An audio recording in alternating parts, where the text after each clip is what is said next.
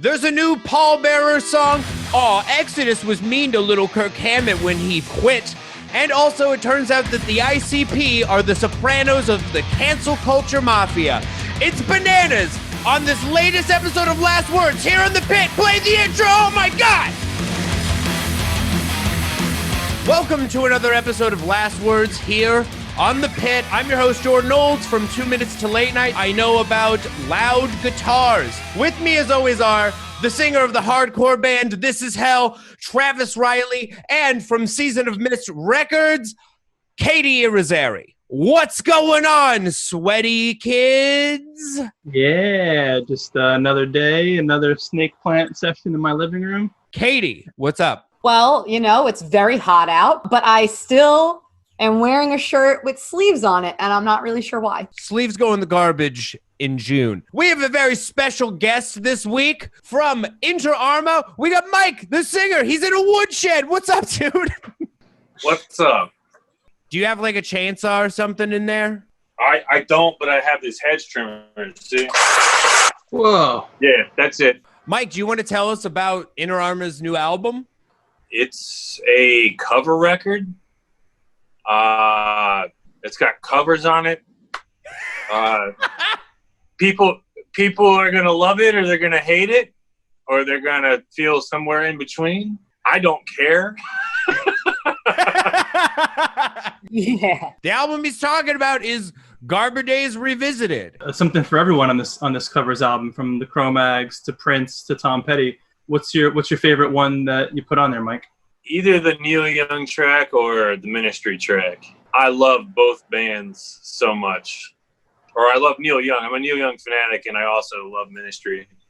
And the Ministry song was a song that I fought hard to get inclusion on it. That was my next question, because I know, like, when you're in a band and trying to agree on covers, there's got to be some compromise, right? So was there one track in particular that was rough for you to do that because you didn't want to do it?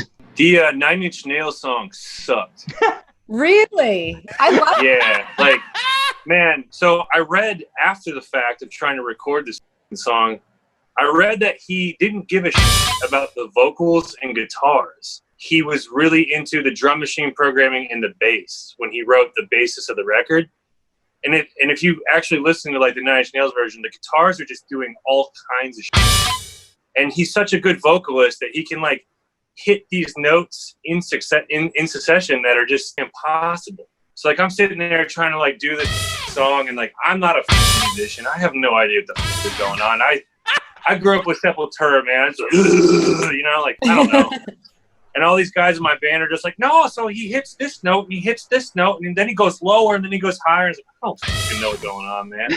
I'll give it a shot, like whatever, like cool. I love that. That was my role, and This Is How we're just like, oh no, it's this, and I'm like, dude, I don't know anything. I just yell loudly in my voice. I have not a nary of musical training of any kind. I don't know anything about music. Barely play the drums. I don't play guitar or bass or anything. Oh yeah. No, it's cool. And I was like, and they're kind of like, well, what kind of vocal style? And it's like, why don't you just try to do it kind of like Trent Reznor did? I was like, oh, this is gonna be a lot of fun. This is gonna suck. I think it's fun. I loved seeing the track list even before I listened to it, because I was like, damn, there is literally, it's so eclectic. And I love seeing cover records like that, because that means that all the fans of your band are just going to go out, and if they've like never listened to Neil Young before, they're going to check it out. So it's forcing people to like get out of their comfort zone a little bit. And I think it rules. So even though I'm sorry that Trent, I'm never going to listen to that song ever again in my life. But the Prince song was even more of a pain in the ass, because we weren't even going to put that thing out. We were like, man, we butchered this. And then Relapse was like, TJ recorded it. It's like TJ's our drummer's favorite song in the whole world, right? So when we recorded Sulphur English in 2018 or whatever, we recorded the drums in this like crazy studio that like Shania Twain recorded in, and he was like, I gotta record Prince. I gotta record the drum and beats to Prince to Purple Rain. So he recorded it with no music. It was just his memory. He's been playing in like cover bands since he was like 7 years old or something, right? So he like recorded it all by memory, and then filled it all out, and then it just sat with no vocals for years. He was like, I'm going to record this for my girlfriend. So he recorded the vocals just like wasted and just like whatever. He doesn't care. It was just for her. And then Relapse found out that we had it. It was like, you have to put this on the record. This is crazy. And we're like, yo, we don't want to. and then it was like this whole back and forth. And then we were just like, fine, whatever. Like, who cares? I'm probably the only other person who can speak to this, but butchering a Prince song weirdly can only help your career. Hey, we'll see, won't we? Yeah. There's a brand new Pallbearer song. It's kicking off their album, and it's exactly what you want from Pallbearer. My God, what a grizzly bear of a song. And this is the kind of doom I like, just agonizing, pummeling. Sometimes it's kind of repetitive, but there's something about that I like. Like, I want my doom metal to kind of have a little bit of repetition, like within reason, because it's not like overbearing. I dig this. This is definitely, out of all the new music we're going to be talking about, definitely my favorite top pick of the week. Yeah, the song is called Forgotten Days. The album is going to be called Forgotten Days. Mike, what did you think? I love it. I'm a bit biased because Pallbearer are good friends of mine, but I liked how dirty it was, and I thought that it was catchy. I immensely enjoyed it. I'm a fan. It was nice and dirty, which is something that like I feel like it was way dirtier than I thought it would be, and I dug that. Yeah, we've talked about it a lot on the show, but God, we love it when stuff sounds like but in the good way. Yeah. Pallbearer is definitely classified under good. I love the new song. I love their last album. I'm really excited to hear the whole album. Hell yeah. Speaking of new, we got a new video and song from Greg Puciato from the Dillinger Escape Plan. It's going to be a solo record, and goddamn, it also fucking rips. It's also doomy, but it is still very much Greg. What do you think? I love how versatile Greg is. Since he's left Dillinger Escape Plan, which, you know, for those who don't know, they're very math metal, very chaotic. He's also done Kill or Be Killed, which is a little more like straightforward metal. That was kind of like a super group with a couple other people like Max Cavalera and one of the guys. Ben Kohler. Yeah. So there's a whole bunch of that going on that. And now then he had the Black Queen, which was more like industrial, electronic, EDM. And now he has a solo album, which is showing once again an entirely different side of him, where it's a little more sludgy. It's a little grittier than some of the stuff he's done, but it's still at the same time a little more refined than, say, like a Dillinger.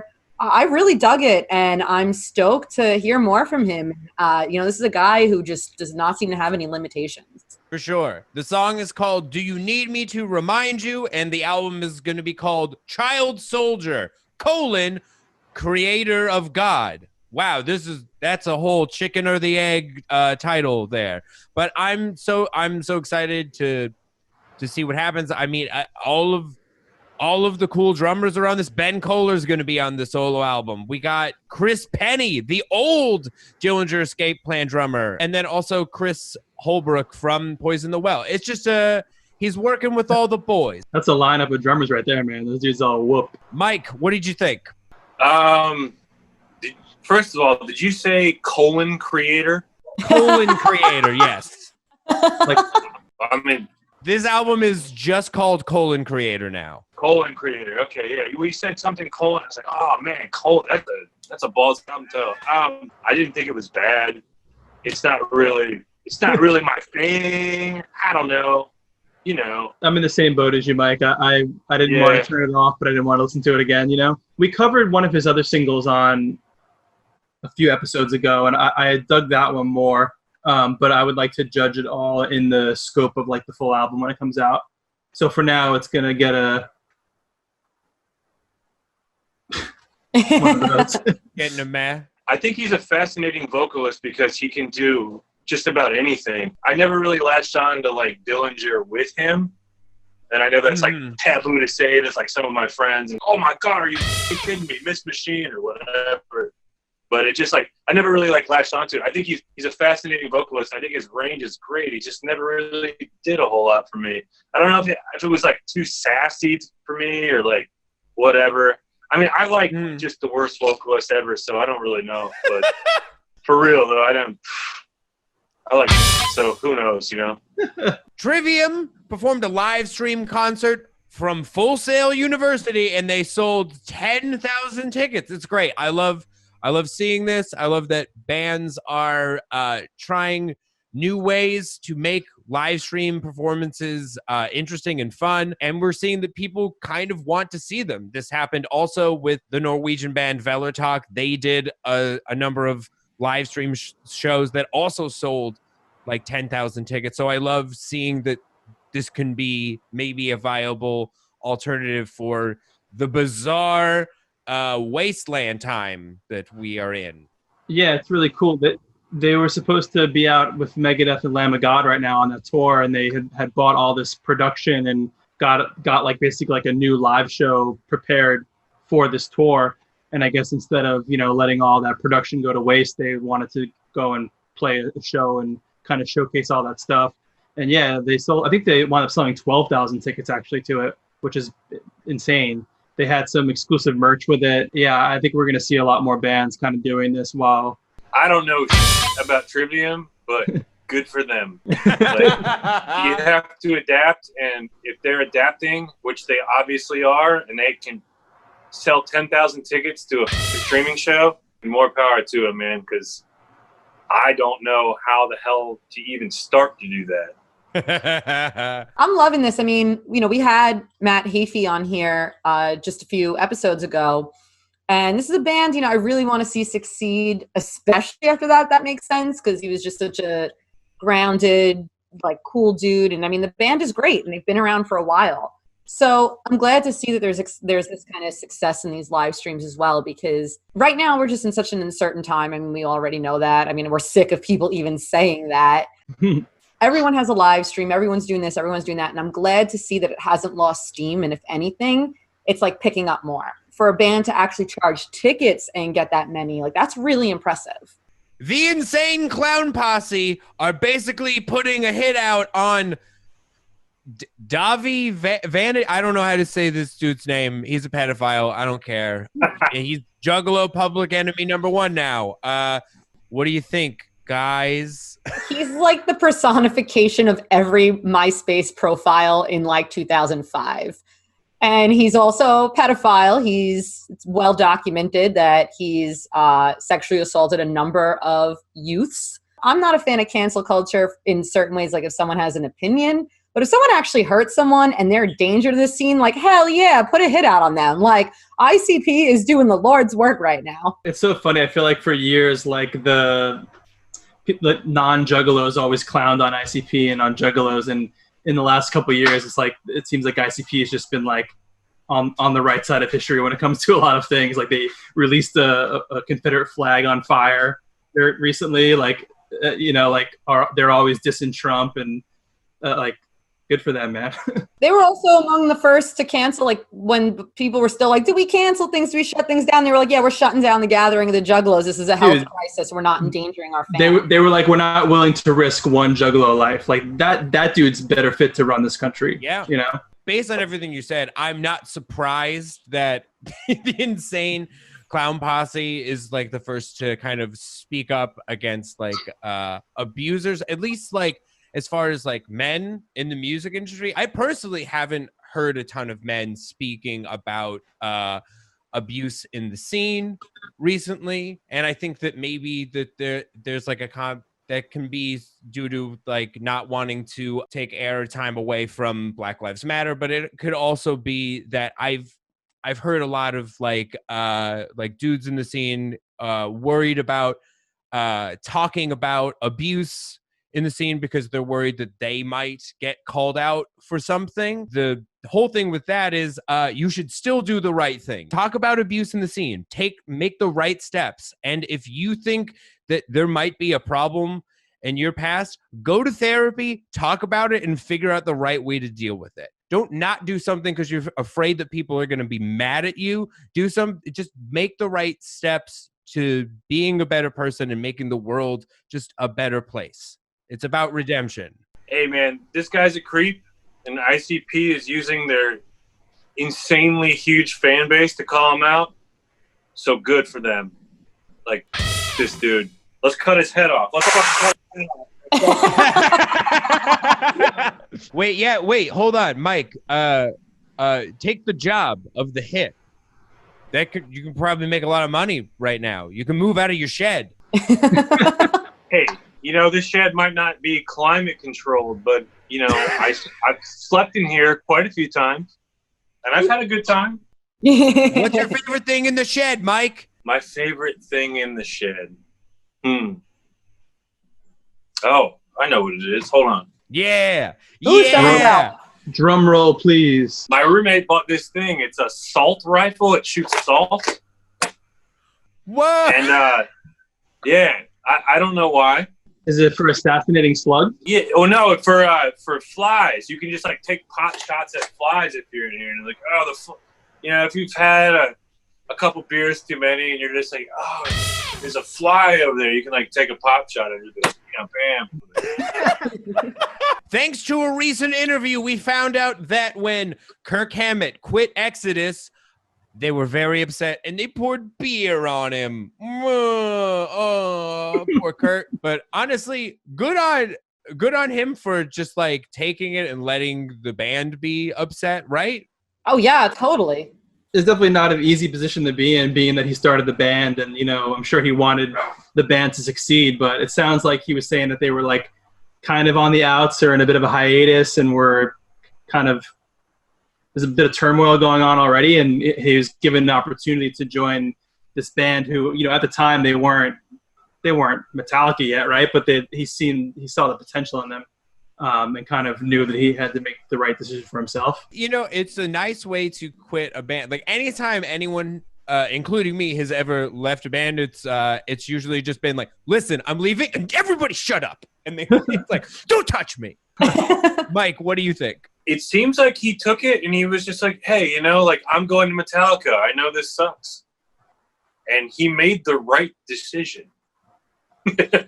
Definitely. Yeah, but he seems very Kirk Hammett about it.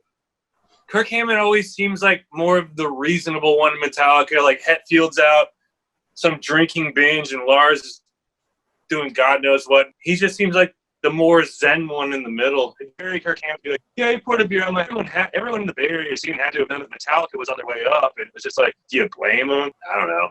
I don't blame him. No, not at all. Watching interviews with him or like watching him on the Metallica documentaries, him riding a horse. He's just like the sweetest guy. He's the only one on some kind of monster that you don't want to punch in the face. Right. Yeah. Like he's the only one that seems like just like down to earth and just like okay, because the other ones like they're just so cringy, It's like, oh, blah blah blah. I'm just gonna sell my painting, or fucking whatever's going on. They're all like acting like millionaires, and he's just like acting like he used to be an acting like Kirk. I gotta sell my painting. What is it? I have to sell this $19 million painting of a tennis ball. I can't believe it. One thing I really want to point out is specifically who poured the beer on Kirk Hammett, because it was Paul Bailoff, who is kind of the stuff of legends. He is the original vocalist of Exodus. And that man had a reputation of being like, if you were around him, like, you wanted to make sure you were like legit, like you really listened to the music. Like he was like the first one to really like put hits out on posers. Like if you were standing there in the crowd at those early Exodus shows, at least by all accounts, by the time they put out their second album, I Was Maybe Born, they have a legendary reputation specifically because of Paul Bailoff, because he was so ruthless at his shows.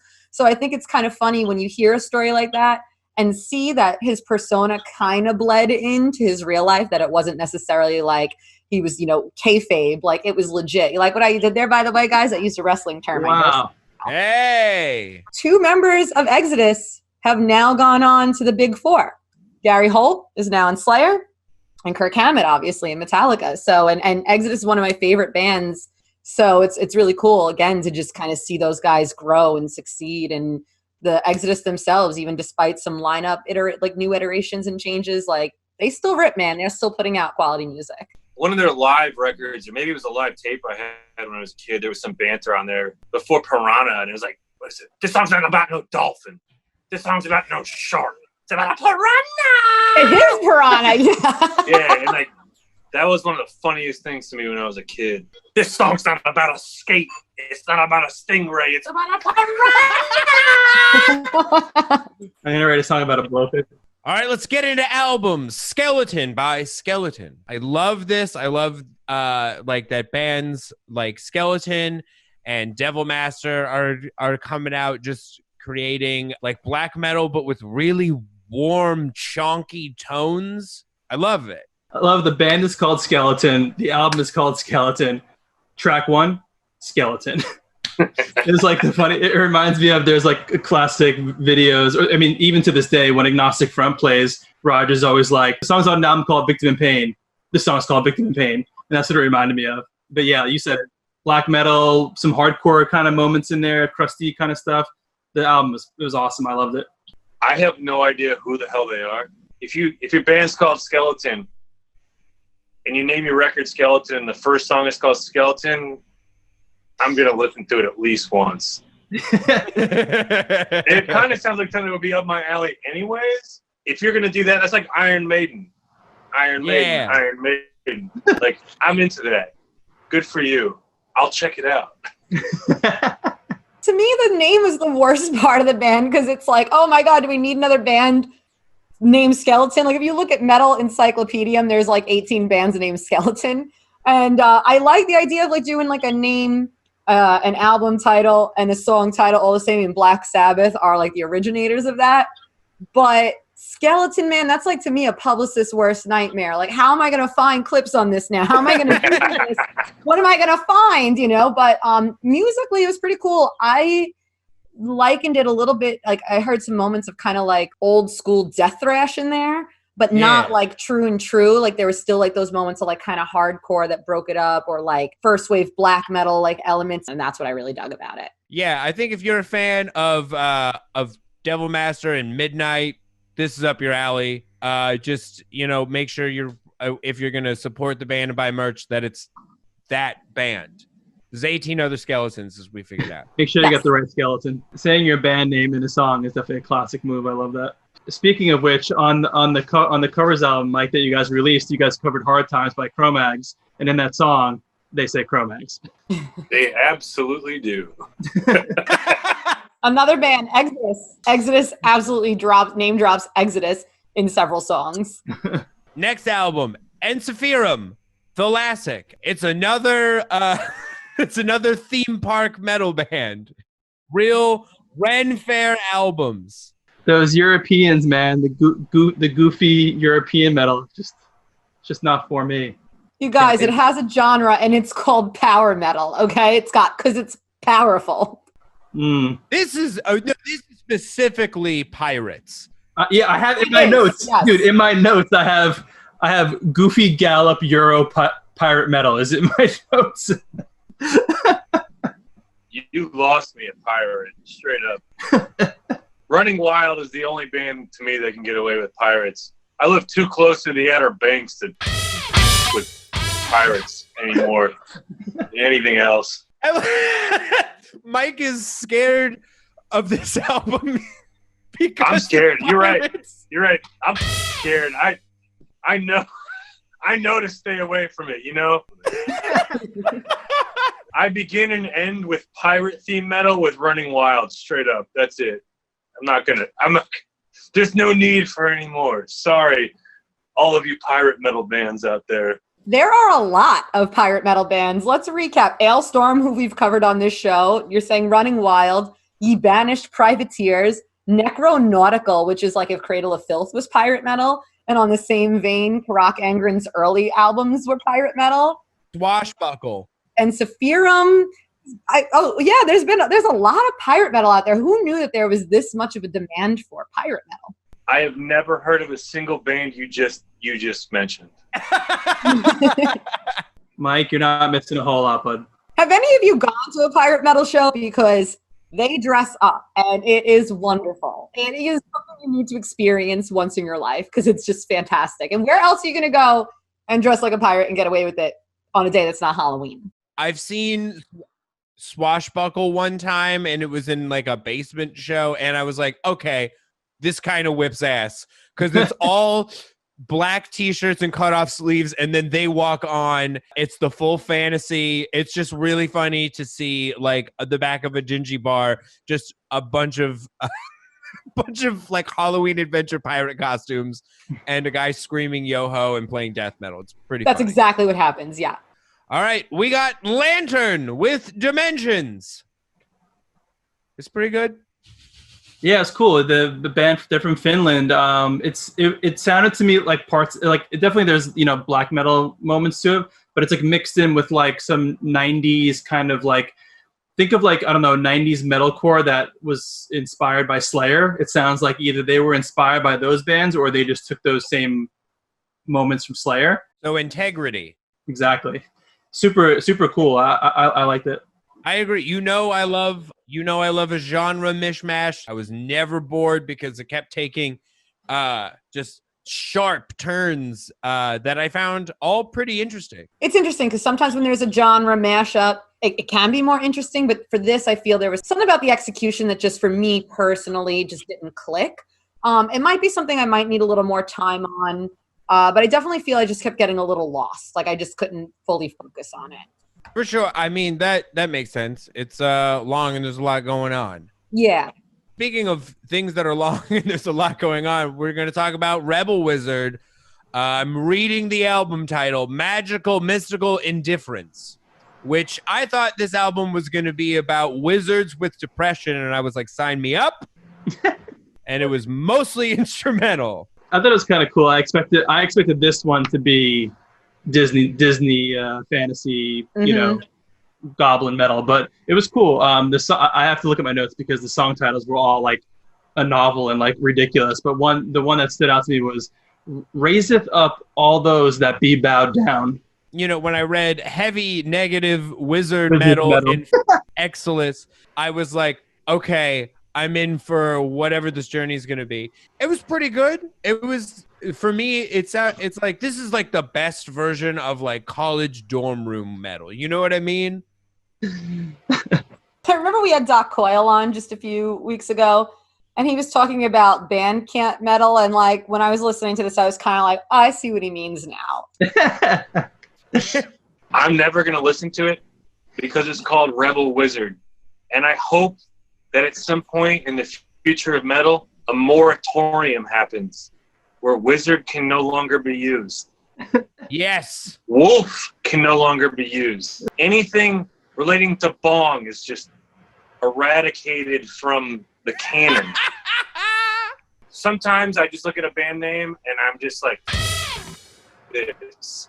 And very rarely does it prove my listening taste wrong.